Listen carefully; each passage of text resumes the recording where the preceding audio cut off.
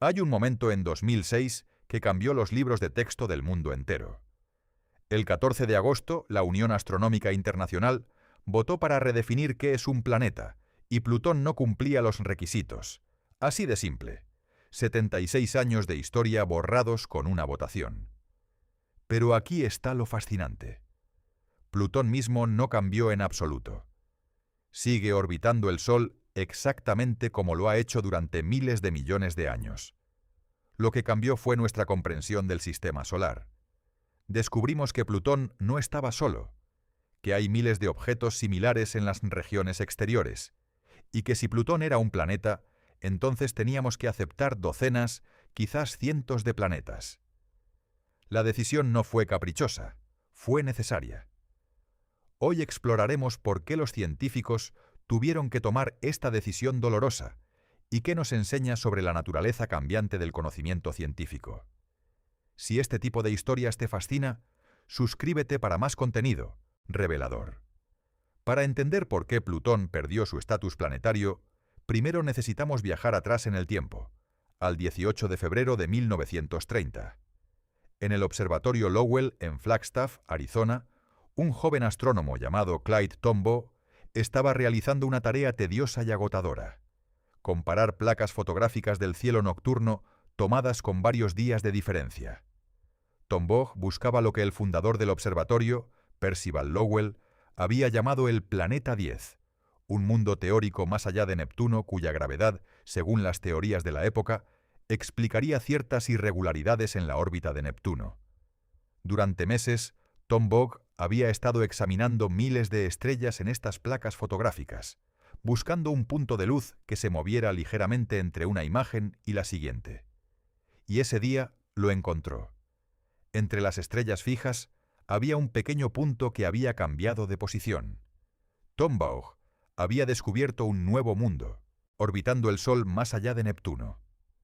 El anuncio se hizo el 13 de marzo de 1930, exactamente en el aniversario del nacimiento de Percival Lowell, y fue una sensación mundial.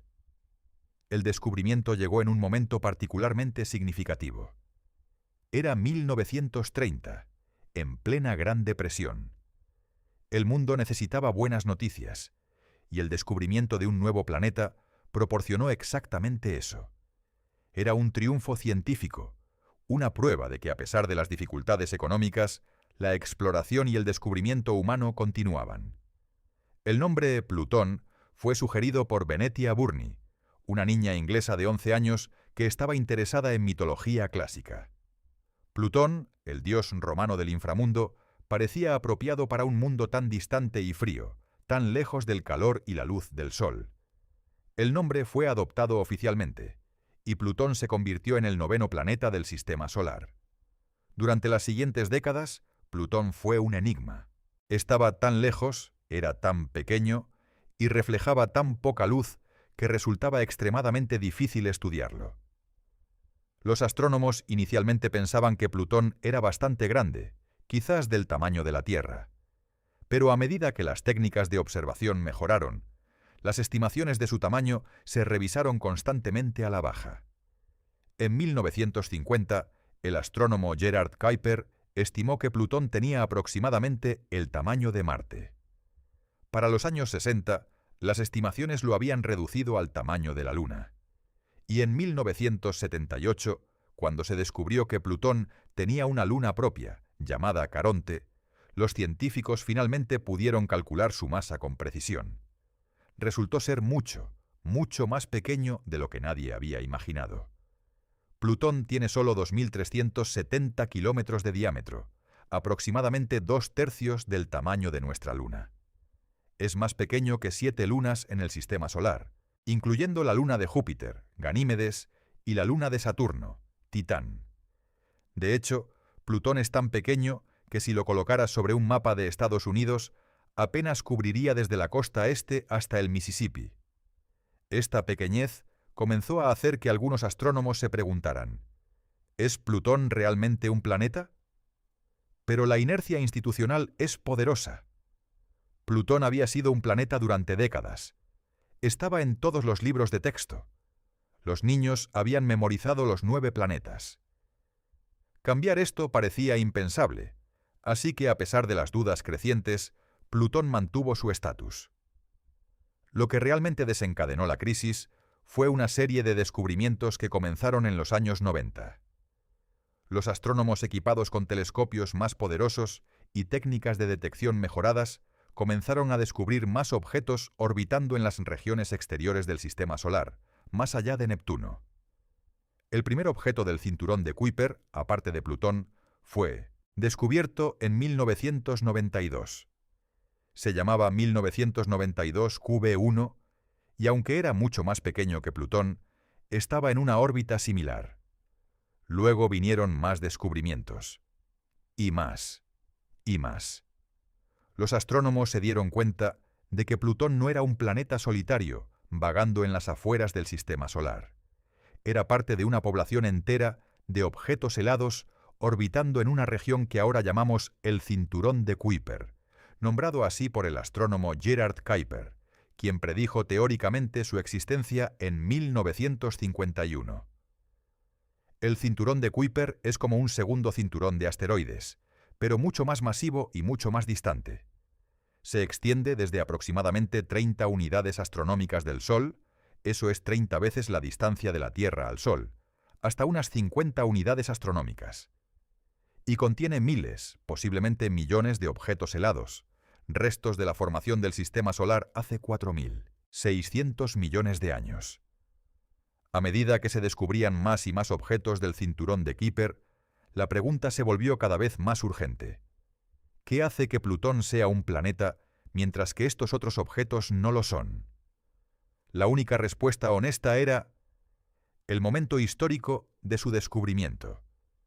Plutón fue descubierto primero, en 1930, antes de que supiéramos sobre el cinturón de Kuiper. Si hubiera sido descubierto en los años 90, junto con los demás objetos del cinturón, probablemente nunca habría sido llamado planeta. Pero la tradición es poderosa, y Plutón mantuvo su estatus. Hasta que, en 2005, todo cambió con un descubrimiento que hizo inevitable la redefinición. El 8 de enero de 2005, un equipo dirigido por el astrónomo Mike Brown anunció el descubrimiento de un objeto más allá de la órbita de Plutón que era, según las mejores mediciones iniciales, más grande que Plutón. Lo llamaron Eris, por la diosa, griega de la discordia, un nombre profético dado el caos que este descubrimiento provocaría. Eris presentaba un dilema imposible. Si Plutón era un planeta, entonces Eris, siendo más grande, también debía ser un planeta. Pero Eris estaba claramente en el cinturón de Kuiper, rodeado de miles de objetos similares. Y si aceptábamos a Eris como el 10º planeta, ¿qué pasa con todos los demás objetos grandes del cinturón de Kuiper? Algunos astrónomos estimaban que podría haber docenas de objetos lo suficientemente grandes como para calificar. ¿Íbamos a tener un sistema solar con 50 planetas? ¿100? Los niños de la escuela tendrían que memorizar listas interminables. Los libros de texto se volverían obsoletos cada pocos años a medida que se descubrieran nuevos objetos. Y fundamentalmente, la palabra planeta perdería todo significado si se aplicaba a tantos objetos tan diversos. La Unión Astronómica Internacional, la organización que oficialmente nombra objetos celestiales y establece definiciones astronómicas, se dio cuenta de que tenía que actuar. No podían seguir evitando la pregunta.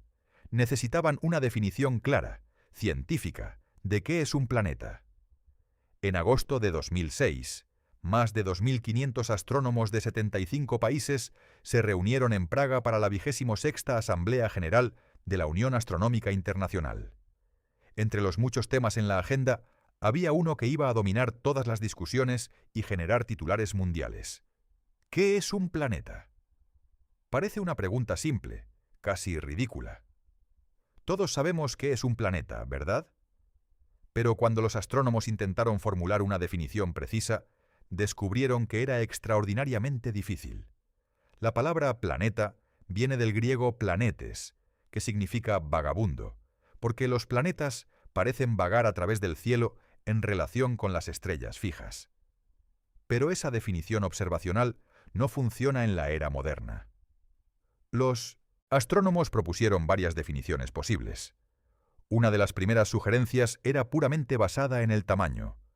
Cualquier objeto en órbita alrededor del Sol que fuera lo suficientemente grande como para ser redondeado por su propia gravedad, calificaría como planeta. Esta definición habría mantenido a Plutón como planeta, y también habría añadido a Eris, y probablemente a Ceres, el objeto más grande en el cinturón de asteroides entre Marte y Júpiter, y potencialmente a docenas de otros objetos. Bajo esta definición, el Sistema Solar podría haber tenido 12 planetas inmediatamente, con la posibilidad de muchos más a medida que se descubrieran nuevos objetos. Algunos astrónomos apoyaban esto, argumentando que más planetas significaría más interés público en la astronomía. ¿Por qué limitar arbitrariamente el número? Pero otros astrónomos se opusieron firmemente. Argumentaban que esta definición haría que la categoría planeta fuera casi sin sentido. Si incluyes a Ceres, un objeto de solo 945 kilómetros de diámetro que está claramente en el cinturón de asteroides rodeado de miles de objetos similares, entonces, ¿por qué no incluir a los asteroides más grandes también? ¿Dónde trazas la línea? Además, había un problema conceptual más profundo. Los 8 planetas principales, de Mercurio a Neptuno, tienen algo en común que Plutón y los objetos del cinturón de Kuiper no tienen. Han limpiado sus órbitas. Han acumulado o expulsado todos los demás objetos significativos de sus vecindarios orbitales a través de miles de millones de años de interacciones gravitacionales. Júpiter, por ejemplo, es gravitacionalmente dominante en su región del Sistema Solar. Ha capturado asteroides troyanos, ha expulsado objetos del cinturón de asteroides y ha limpiado efectivamente su vecindad orbital. Lo mismo es cierto para todos los planetas principales. Pero Plutón no ha hecho esto. Plutón es solo uno de miles de objetos en el cinturón de Kuiper, no es gravitacionalmente dominante. Después de intensos debates, la Unión Astronómica Internacional propuso una definición de 3 partes. Para ser clasificado como planeta, un objeto debe cumplir 3 criterios. Primero, debe orbitar el Sol. Esto excluye las lunas, que orbitan planetas, y objetos interestelares, que podrían pasar por nuestro sistema solar, pero no están gravitacionalmente unidos a nuestra estrella. Segundo, debe tener suficiente masa para que su propia gravedad lo haya redondeado en una forma aproximadamente esférica. Esto requiere un objeto de al menos varios cientos de kilómetros de diámetro. Los objetos más pequeños, como los asteroides irregulares, no tienen suficiente gravedad para superar la resistencia mecánica de las rocas y formar una esfera. Y tercero, y este fue el criterio crucial que condenó a Plutón, debe haber limpiado su vecindad orbital de otros objetos. Debe ser el objeto gravitacionalmente dominante en su zona del sistema solar. Plutón cumple los primeros 2 criterios, pero falla el tercero. No ha limpiado su órbita. Comparte el cinturón de Kuiper con miles de otros objetos helados, algunos de los cuales tienen órbitas que se cruzan con la de Plutón. No es gravitacionalmente dominante, es solo uno de muchos. El 14 de agosto de 2006, la Unión Astronómica Internacional sometió esta definición a votación. De los aproximadamente 424 astrónomos presentes para la votación final, la mayoría votó a favor. Plutón fue oficialmente reclasificado como un planeta enano, una nueva categoría para objetos que cumplen los primeros 2 criterios, pero no el tercero. La noticia se extendió por el mundo como un rayo. Los titulares proclamaban: Plutón degradado. Sistema Solar pierde un planeta. Plutón expulsado del club planetario. Y la reacción pública fue inmediata y apasionada. Mucha gente se sintió genuinamente molesta. Plutón había sido parte de su educación, parte de su comprensión del sistema solar durante toda su vida. Para aquellos que crecieron memorizando los 9 planetas, la degradación de Plutón se sentía como una pérdida personal, casi como si hubieran matado a un viejo amigo. Los niños escribieron cartas a la NASA y a la Unión Astronómica Internacional protestando por la decisión. Un niño escribió: «Ustedes son malos por hacer que Plutón ya no sea un planeta. Aprendimos sobre Plutón y ahora dicen que está mal. Devuélvanoslo». Había peticiones en línea exigiendo que se restituyera el estatus planetario de Plutón. Algunos grupos de interés público organizaron protestas simbólicas. En Nuevo México, el estado donde Clyde Tombaugh vivió durante gran parte de su vida, la legislatura aprobó una resolución declarando que Plutón siempre sería considerado un planeta mientras pasara sobre el cielo de Nuevo México. Illinois, el estado natal de Tombaugh, aprobó una resolución similar. Estas fueron, por supuesto, declaraciones puramente simbólicas, sin peso científico, pero demostraban cuán profundamente la gente se preocupaba por Plutón. El astrónomo Mike Brown, cuyo descubrimiento de Eris había precipitado la crisis, escribió un libro titulado «Cómo maté a Plutón y por qué se lo merecía». El título provocativo reflejaba tanto el papel de Brown en el desenlace como su creencia de que la decisión había sido científicamente correcta, incluso si era culturalmente dolorosa. Pero no todos los astrónomos estuvieron de acuerdo con la decisión. Algunos argumentaron que la definición de limpiar la órbita era vaga y arbitraria. ¿Qué significa exactamente limpiar? ¿Cuán vacía debe estar una órbita? La Tierra no ha limpiado completamente su órbita. Todavía hay asteroides que cruzan la órbita terrestre. Entonces, ¿es la Tierra técnicamente no un planeta según esta definición?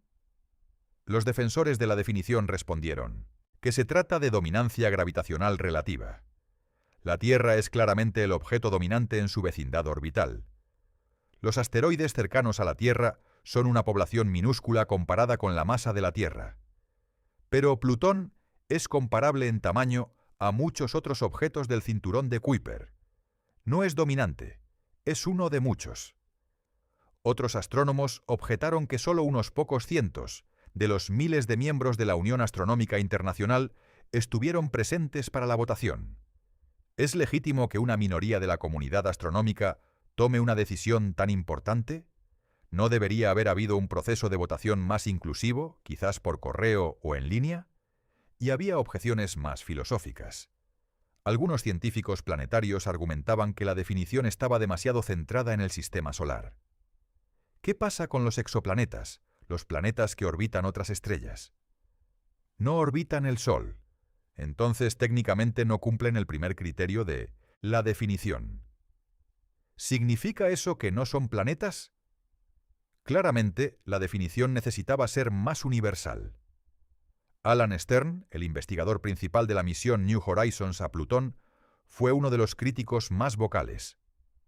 Argumentó que la definición de planeta debería basarse en las propiedades intrínsecas del objeto, no en dónde se encuentra orbitando. Si Plutón estuviera en la órbita de Júpiter en lugar de en el cinturón de Kuiper, habría limpiado su órbita y sería considerado un planeta. ¿Tiene sentido que la clasificación de un objeto dependa de su ubicación? Stern propuso una definición alternativa. Cualquier objeto lo suficientemente grande como para ser redondeado por su propia gravedad debería ser llamado planeta, independientemente de dónde orbite. Bajo esta definición, Plutón sería un planeta, al igual que muchos otros objetos, incluidas algunas de las lunas más grandes del sistema solar. Esta definición alternativa nunca fue adoptada oficialmente, pero tiene sus defensores. Refleja una diferencia filosófica fundamental sobre cómo categorizar objetos celestiales. ¿Deberíamos categorizarlos por sus propiedades físicas intrínsecas o por su contexto orbital? A pesar de todas las controversias y objeciones, la definición de la Unión Astronómica Internacional se mantuvo. Plutón permanece oficialmente clasificado como un planeta enano, junto con Eris, Ceres, Makemake, Haumea y otros objetos que cumplen los primeros dos criterios pero no han limpiado sus órbitas. Pero la historia no termina con la votación. Porque mientras los astrónomos debatían definiciones en salas de conferencias, una nave espacial estaba en camino a Plutón, a punto de revelar que este pequeño mundo era mucho más interesante y complejo de lo que nadie había imaginado. El 19 de enero de 2006, 7 meses antes de que Plutón fuera degradado, la NASA lanzó una nave espacial del tamaño de un piano de cola en un cohete Atlas V desde Cabo Cañaveral. Se llamaba New Horizons, y su misión era volar por Plutón y sus lunas convirtiéndose en la primera nave espacial en visitar este mundo distante. El momento del lanzamiento fue crucial. La nave necesitaba aprovechar un raro alineamiento planetario que le permitiría usar la gravedad de Júpiter como onda gravitacional, acelerándola hacia el sistema solar exterior. Sin esta asistencia gravitacional, el viaje a Plutón habría tomado décadas adicionales. Incluso con la ayuda de Júpiter, New Horizons tardó 9 años y medio en llegar a Plutón. Durante ese tiempo, Plutón fue degradado de planeta a planeta enano, pero la misión continuó. De hecho, el investigador principal, Alan Stern, quien había sido uno de los críticos más vocales de la reclasificación, usó la controversia para mantener el interés público en la misión. Durante el largo viaje, New Horizons pasó la mayor parte del tiempo en hibernación para conservar sus sistemas. Pero a medida que se acercaba a Plutón, los controladores de la misión comenzaron a despertar los instrumentos y a prepararse para el encuentro. Las primeras imágenes de Plutón comenzaron a llegar en enero de 2015, cuando la nave todavía estaba a 6 meses de distancia. Estas primeras imágenes ya eran mejores que cualquier cosa que el telescopio espacial Hubble había podido capturar. Y a medida que New Horizons se acercaba, las imágenes mejoraban constantemente, revelando detalles cada vez más finos de la superficie plutoniana. Lo que vieron dejó a los científicos absolutamente asombrados. El 14 de julio de 2015, New Horizons realizó su máximo acercamiento a Plutón, pasando a solo 12.500 kilómetros de la superficie. Durante las horas críticas del sobrevuelo, la nave no pudo comunicarse con la Tierra. Todos sus sistemas estaban dedicados a recopilar datos, tomar fotografías y realizar mediciones. Los controladores de la misión esperaron ansiosamente hasta que finalmente llegó la señal de que New Horizons había sobrevivido el encuentro y había completado su secuencia de observación. Y luego comenzaron a llegar las imágenes, y eran espectaculares. Plutón resultó ser un mundo de una belleza y complejidad inesperadas. En lugar de la esfera helada y monótona que muchos esperaban, New Horizons reveló un paisaje diverso, con montañas gigantescas de hielo de agua, llanuras lisas de nitrógeno congelado, posibles criovolcanes que erupcionan hielo en lugar de lava, y una atmósfera tenue pero compleja de nitrógeno, metano y monóxido de carbono. Una de las características más llamativas fue una vasta región en forma de corazón que los científicos nombraron informalmente Tombaugh Regio, en honor al descubridor de Plutón. El lóbulo izquierdo de este corazón, llamado Sputnik Planitia, es una llanura helada del tamaño de Texas, completamente lisa, sin cráteres de impacto. Esto significa que es geológicamente joven, tal vez solo unos pocos millones de años, un parpadeo en términos geológicos.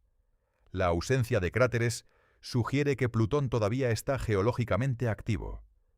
Algo está renovando constantemente la superficie, borrando los cráteres de impacto que deberían acumularse con el tiempo. Los científicos creen que Sputnik Planitia es un océano de nitrógeno sólido que se comporta como un glaciar extremadamente lento, fluyendo y renovándose a través de procesos de convección. Las montañas de Plutón fueron otra sorpresa. Algunas se elevan hasta 3.500 metros de altura, tan altas como las montañas rocosas en América del Norte. Pero a diferencia de las montañas terrestres, estas no están hechas de roca. Están hechas de hielo de agua que a las temperaturas extremadamente frías de Plutón, menos 220 grados Celsius, es tan duro y resistente como la roca. New Horizons también reveló que Plutón tiene una atmósfera más compleja de lo esperado.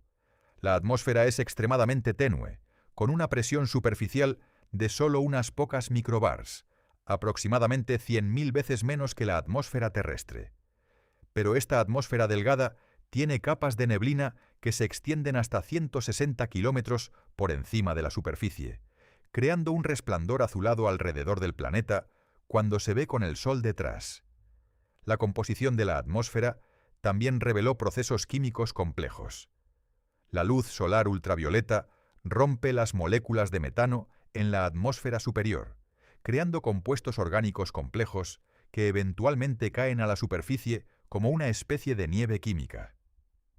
Con el tiempo, esto ha cubierto partes de Plutón con una capa rojiza de material orgánico complejo, similar a lo que se ve en la luna de Saturno, Titán. Caronte, la luna más grande de Plutón, también resultó ser fascinante. Es tan grande en relación con Plutón, aproximadamente la mitad de su diámetro, que los dos objetos realmente orbitan un punto en el espacio entre ellos. Técnicamente, Plutón y Caronte son un sistema binario, dos objetos girando alrededor de un centro de masa común. Caronte tiene su propia geología compleja, con un cañón masivo que se extiende a lo largo de su ecuador, más largo y profundo que el Gran Cañón de la Tierra. También tiene una región polar oscura y rojiza que los científicos llaman informalmente Mordor, que parece estar compuesta de materiales orgánicos complejos, posiblemente capturados de la atmósfera de Plutón. Los datos de New Horizons también revelaron que Plutón tiene 4 lunas adicionales más pequeñas, además de Caronte: Nix, Hydra, Kerberos y Styx. Todas son objetos irregulares, probablemente fragmentos de un impacto antiguo que también formó Caronte. Sus órbitas son caóticas, tumbándose de maneras impredecibles debido a las complejas interacciones gravitacionales con Plutón y Caronte. El sobrevuelo de New Horizons transformó completamente nuestra comprensión de Plutón. Antes de la misión, Plutón era solo un punto de luz, un objeto distante del que sabíamos muy poco. Después de New Horizons, Plutón se convirtió en un mundo real, con geografía, clima, geología y procesos dinámicos que continúan moldeando su superficie. Y esto reavivó el debate sobre su clasificación. Muchas personas argumentaron que un objeto tan complejo y geológicamente activo merece ser llamado planeta. Alan Stern fue particularmente vocal, señalando que Plutón es más geológicamente diverso que Marte, que nadie duda en llamar planeta. Stern acuñó el término planeta para referirse a cualquier mundo lo suficientemente grande como para ser redondeado por su propia gravedad, independientemente de dónde orbite.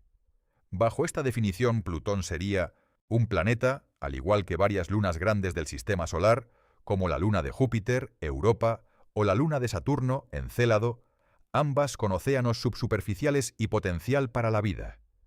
Pero la Unión Astronómica Internacional no cambió su posición. Plutón permanece oficialmente clasificado como un planeta enano. Sin embargo, la misión New Horizons logró algo importante. Demostró que Plutón es digno de estudio científico serio, independientemente de cómo lo clasifiquemos. De hecho, uno de los legados más importantes de la controversia de Plutón es que ha dirigido la atención hacia el cinturón de Kuiper y los objetos transneptunianos. Antes de la degradación de Plutón, estos objetos eran en gran medida ignorados, considerados como restos sin importancia en los bordes del Sistema Solar. Ahora sabemos que el cinturón de Kuiper es una frontera científica fascinante. Estos objetos son cápsulas del tiempo congeladas, preservando material y condiciones del sistema solar primitivo. Estudiarlos nos ayuda a entender cómo se formaron los planetas, cómo evolucionó el sistema solar y qué procesos dieron forma a los mundos que vemos hoy. Después de su sobrevuelo de Plutón, New Horizons continuó hacia el cinturón de Kuiper. El 1 de enero de 2019, la nave realizó un sobrevuelo de otro objeto del cinturón llamado Arrokoth, anteriormente conocido como Ultima Thule. Este objeto, con forma de muñeco de nieve de 36 kilómetros de largo, es el objeto más distante jamás visitado por una nave espacial. Las imágenes de Arrokoth revelaron un mundo extraño y prístino, aparentemente sin modificar desde su formación hace miles de millones de años. Su forma inusual sugiere que se formó por la fusión suave de dos objetos separados, proporcionando pistas sobre cómo los planetesimales, los bloques de construcción de los planetas, se ensamblaron en los primeros días del Sistema Solar. New Horizons ahora se dirige hacia el espacio interestelar, siguiendo el camino de las sondas Voyager, lanzadas en los años 70. Eventualmente, en décadas, New Horizons saldrá del Sistema Solar por completo, convirtiéndose en otro de los emisarios de la humanidad al cosmos. Pero su legado ya está asegurado. New Horizons transformó a Plutón de un punto de luz abstracto en un mundo real y fascinante. Nos mostró que incluso los objetos más pequeños y distantes del sistema solar pueden ser extraordinariamente complejos e interesantes. Y nos recordó que la ciencia no se trata de categorías rígidas, sino de descubrimiento, curiosidad y la búsqueda continua de comprensión. La controversia de Plutón nos enseña algo profundo sobre cómo funciona la ciencia. No se trata solo de hechos inmutables tallados en piedra. La ciencia es un proceso dinámico de refinamiento continuo, donde nuestras categorías y comprensiones evolucionan a medida que aprendemos más sobre el universo. Cuando Plutón fue descubierto, en 1930, la palabra planeta no tenía una definición rigurosa. Era simplemente un término tradicional para objetos grandes que orbitaban el Sol. Mercurio, Venus, Marte, Júpiter y Saturno habían sido conocidos desde la antigüedad. Urano fue descubierto en 1781, Neptuno en 1846, y cuando Plutón fue encontrado, parecía natural añadirlo a la lista. Pero este enfoque informal funcionaba solo mientras los descubrimientos eran raros. Una vez que comenzamos a encontrar docenas, luego cientos, luego miles de objetos en el sistema solar exterior, la falta de una definición precisa se convirtió en un problema real. La historia de la ciencia está llena de ejemplos similares donde las categorías tuvieron que ser refinadas a medida que aumentaba nuestro conocimiento. Considera el concepto de especie en biología. Parece simple. Los perros son una especie, los gatos son otra. Pero cuando los biólogos intentan definir precisamente qué es una especie, descubren que es sorprendentemente complicado. La definición más común es que los miembros de una especie pueden reproducirse entre sí y producir descendencia fértil. Pero hay innumerables excepciones. Algunas especies se reproducen asexualmente, así que la definición no aplica. Algunas especies pueden hibridarse, como los leones y los tigres produciendo ligres, complicando las fronteras. Las bacterias intercambian genes horizontalmente entre linajes, haciendo que el concepto mismo de especie sea confuso. Y sin embargo, especie sigue siendo un concepto útil en biología, a pesar de sus bordes difusos. Del mismo modo, planeta puede ser útil incluso si la definición exacta es debatible. Lo que la controversia de Plutón realmente reveló es una tensión fundamental en la ciencia entre dos enfoques diferentes de clasificación. Un enfoque llamado taxonomía natural intenta categorizar objetos basándose en sus propiedades intrínsecas. El otro enfoque, llamado taxonomía artificial, crea categorías basadas en criterios elegidos por conveniencia o utilidad. Los defensores de mantener a Plutón como planeta tienden a favorecer la taxonomía natural. Argumentan que deberíamos clasificar objetos según lo que son físicamente, su tamaño, composición, estructura interna, procesos geológicos. Bajo este enfoque, Plutón y la luna de Júpiter, Ganímedes, podrían ambos ser llamados planetas porque son mundos complejos y geológicamente activos con atmósferas, aunque tenues. Los defensores de la definición actual de la Unión Astronómica Internacional tienden a favorecer la taxonomía artificial. Argumentan que las categorías deben ser útiles, deben ayudarnos a organizar y comprender el sistema solar. Y es útil distinguir entre los 8 objetos dominantes que han limpiado sus órbitas y los miles de objetos más pequeños que no lo han hecho, incluso si algunos de esos objetos más pequeños son individualmente fascinantes. Ningún enfoque es inherentemente correcto o incorrecto. Son diferentes filosofías sobre cómo hacer ciencia. Y la tensión entre ellos es en realidad productiva, impulsa debates que profundizan nuestra comprensión. Hay otra lección importante aquí sobre la naturaleza provisional del conocimiento científico. Los niños a menudo aprenden ciencia como una colección de hechos que deben memorizar. El sistema solar tiene 9 planetas, o ahora 8 planetas. Pero este enfoque malinterpreta fundamentalmente lo que es la ciencia. La ciencia no es una colección de hechos, es un método para investigar la realidad. Y ese método produce comprensiones que son nuestras mejores aproximaciones actuales a la verdad, pero que siempre están sujetas a revisión a medida que aprendemos más. Cuando los libros de texto tuvieron que cambiar de 9 planetas a 8, algunos lo vieron como un fracaso de la ciencia. Pero en realidad fue un éxito. La ciencia se autocorrigió basándose en nueva evidencia y comprensión mejorada. Eso es exactamente lo que se supone que debe hacer. El físico Richard Feynman dijo una vez: «La ciencia es la creencia en la ignorancia de los expertos». Lo que quería decir es que ninguna autoridad, ningún experto, puede declarar que algo es definitivamente verdad. Todo conocimiento científico es tentativo, sujeto a revisión basándose en nueva evidencia. La degradación de Plutón es un ejemplo perfecto de este principio en acción. Los expertos en 1930 declararon que Plutón era un planeta basándose en el conocimiento disponible en ese momento. Los expertos en 2006 revisaron esa declaración basándose en nuevo conocimiento. Y es posible que futuros expertos revisen la clasificación nuevamente si descubrimos algo que haga que la definición actual sea inadecuada. Esta naturaleza cambiante de la ciencia puede ser incómoda. Los humanos anhelamos certeza, queremos respuestas definitivas. Pero el universo es complicado, y nuestra comprensión de él es siempre un trabajo en progreso. La controversia de Plutón también destaca la diferencia entre preguntas científicas y preguntas semánticas. ¿Cuál es el tamaño de Plutón? Es una pregunta científica con una respuesta definitiva. 2.370 kilómetros de diámetro. ¿Es Plutón un planeta? Es en parte una pregunta semántica sobre cómo elegimos usar la palabra planeta. Esta distinción es importante. El estatus de Plutón como planeta o planeta enano no cambia nada sobre Plutón mismo. No lo hace más grande o más pequeño, más interesante o menos interesante. Lo que cambia es cómo los humanos categorizan y hablan sobre él. Algunos filósofos de la ciencia argumentan que esta distinción significa que la pregunta de si Plutón es un planeta no es realmente una pregunta científica en absoluto. Es una pregunta sobre convenciones de nomenclatura.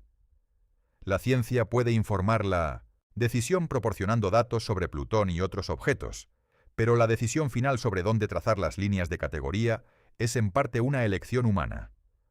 Otros filósofos no están de acuerdo, argumentando que las categorías naturales existen en el mundo independientemente de nuestras convenciones lingüísticas, y que el trabajo de la ciencia es descubrir esas categorías naturales.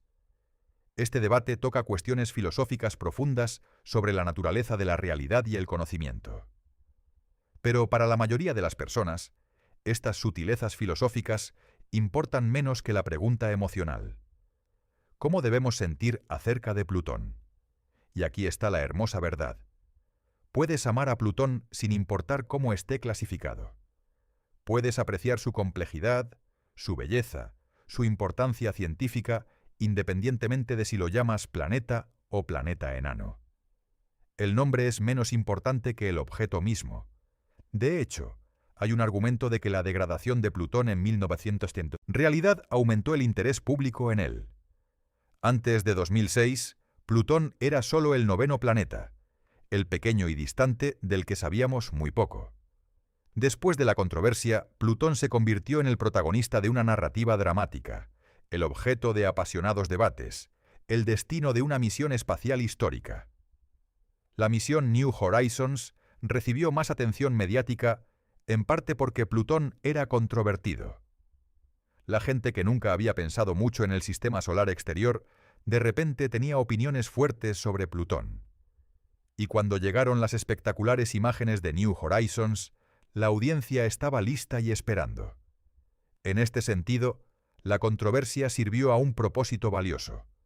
Mantuvo a Plutón en la conciencia pública, generó conversaciones sobre ciencia y descubrimiento e inspiró a una nueva generación de personas a interesarse en la astronomía.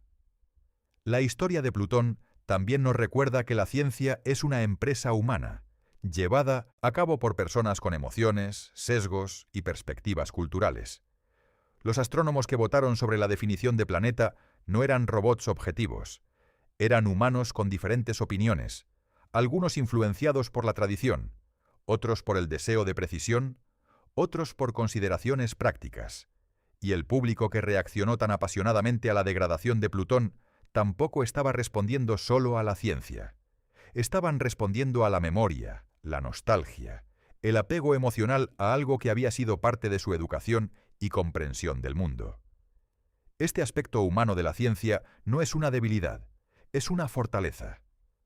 La ciencia progresa a través del debate, el desacuerdo y el refinamiento continuo de ideas. Si todos los científicos siempre estuvieran de acuerdo, la ciencia se estancaría. La controversia de Plutón también ha tenido impactos educativos importantes. Ha proporcionado a los maestros una oportunidad perfecta para enseñar sobre cómo funciona realmente la ciencia, no como una colección de hechos inmutables, sino como un proceso de investigación continua. Los estudiantes que experimentaron el cambio de 9 a 8 planetas aprendieron algo valioso, que el conocimiento científico evoluciona. Aprendieron que está bien cambiar de opinión cuando hay nueva evidencia. Aprendieron que las preguntas aparentemente simples a menudo tienen respuestas complejas. Estas son lecciones que van mucho más allá de la astronomía. Son lecciones sobre pensamiento crítico, sobre cómo evaluar evidencia, sobre cómo mantener la mente abierta mientras se es riguroso en el análisis. Son las lecciones fundamentales de la alfabetización científica. Casi 2 décadas después de la votación que degradó a Plutón, la controversia se ha calmado considerablemente. La mayoría de la gente ha aceptado que el sistema solar tiene 8 planetas, aunque todavía hay defensores apasionados que argumentan por la restitución de Plutón. Pero independientemente de dónde caigas en este debate, hay algo en lo que todos podemos estar de acuerdo. Plutón es absolutamente fascinante. Y esa fascinación va mucho más allá de la simple clasificación. Plutón nos ha enseñado lecciones importantes sobre el sistema solar, sobre la ciencia y sobre nosotros mismos como seres humanos que buscan comprender el cosmos. Primero, Plutón nos enseñó que el sistema solar es mucho más grande y más complejo de lo que pensábamos. Durante la mayor parte de la historia humana, el sistema solar conocido terminaba en Saturno. Luego, Urano fue descubierto en 1781, expandiendo nuestros horizontes. Neptuno siguió en 1846. Plutón en 1930. Cada uno de estos descubrimientos reveló que el sistema solar era más vasto de lo que habíamos imaginado. Pero el verdadero cambio de paradigma vino con el descubrimiento del cinturón de Kuiper en los años 90. De repente, nos dimos cuenta de que Neptuno no marcaba el borde del sistema solar. Más allá había toda una región poblada con miles, posiblemente millones de objetos helados, y más allá del cinturón de Kuiper está el disco disperso, donde objetos como Eris orbitan en trayectorias altamente elípticas. Y más allá de eso, la hipotética nube de Oort, una esfera de cometas que podría extenderse hasta un año luz del Sol, casi un cuarto del camino a la estrella más cercana. Plutón, el objeto que una vez pensamos que marcaba el borde del sistema solar, resultó ser apenas el comienzo de una vasta frontera que apenas estamos empezando a explorar. Esta es una lección de humildad. Cada vez que pensamos que entendemos los límites del universo, descubrimos que hay más allá. Segundo, Plutón nos enseñó que los objetos pequeños pueden ser extraordinariamente complejos. Antes de New Horizons, muchos científicos esperaban que Plutón fuera un mundo simple, una bola de hielo inerte sin mucha actividad geológica. Después de todo, los mundos pequeños se enfrían rápidamente, perdiendo el calor interno que impulsa procesos geológicos. Pero Plutón desafió esas expectativas. A pesar de ser más pequeño que nuestra Luna, Plutón tiene montañas, glaciares, posibles volcanes de hielo, una atmósfera compleja y evidencia de actividad geológica reciente. No sabemos exactamente qué está impulsando esta actividad. Hay teorías sobre calentamiento por mareas, desintegración radiactiva o procesos químicos exotérmicos, pero sea lo que sea, está claro que Plutón está vivo geológicamente. Esta lección tiene implicaciones más amplias. Si Plutón puede ser tan activo, ¿qué pasa con otros objetos pequeños? Ya hemos visto actividad sorprendente en la luna de Saturno, Encélado, que arroja géiseres de agua al espacio desde un océano subsuperficial. y en la luna de Júpiter, Europa, que probablemente tiene un vasto océano bajo su corteza helada. La pequeñez no implica simplicidad. Tercero, Plutón nos recordó que el descubrimiento científico es una aventura continua. Cuando New Horizons fue lanzada en 2006, Plutón era el último mundo importante del sistema solar que aún no había sido visitado por una nave espacial. El sobrevuelo de 2015 completó el reconocimiento inicial del sistema solar clásico. Pero en lugar de marcar un final, marcó un nuevo comienzo. New Horizons continuó hacia el cinturón de Kuiper, visitando Arrokoth. Hay planes para futuras misiones a otros objetos del cinturón, y más allá del cinturón de Kuiper, el disco disperso y la nube de Oort esperan exploración. Cada respuesta genera nuevas preguntas. ¿Por qué Plutón está geológicamente activo? ¿Cómo se formaron sus lunas? ¿Hay un océano subsuperficial como en Europa y Encélado? ¿Qué otros mundos fascinantes esperan en el cinturón de Kuiper? La ciencia nunca termina. Siempre hay más por descubrir. Cuarto, la controversia de Plutón nos enseñó algo importante sobre cómo la sociedad se relaciona con la ciencia. La reacción emocional apasionada a la degradación de Plutón reveló cuánto le importa a la gente la astronomía, incluso si no son científicos profesionales. Esto es algo que deberíamos celebrar. El hecho de que millones de personas se sintieran lo suficientemente conectadas con Plutón como para estar molestas por su reclasificación muestra que la ciencia no es solo una empresa académica aislada. Es parte de nuestra cultura compartida, parte de cómo entendemos nuestro lugar en el universo. Sí, algunas de las reacciones fueron basadas en malentendidos sobre cómo funciona la ciencia. Pero incluso esas reacciones proporcionaron oportunidades para la educación, para explicar que la ciencia es un proceso, no una colección de verdades inmutables. La controversia generó conversaciones sobre ciencia en mesas de cena, aulas y salas de redacción de todo el mundo. Quinto, Plutón nos dio una lección sobre la nostalgia y el cambio.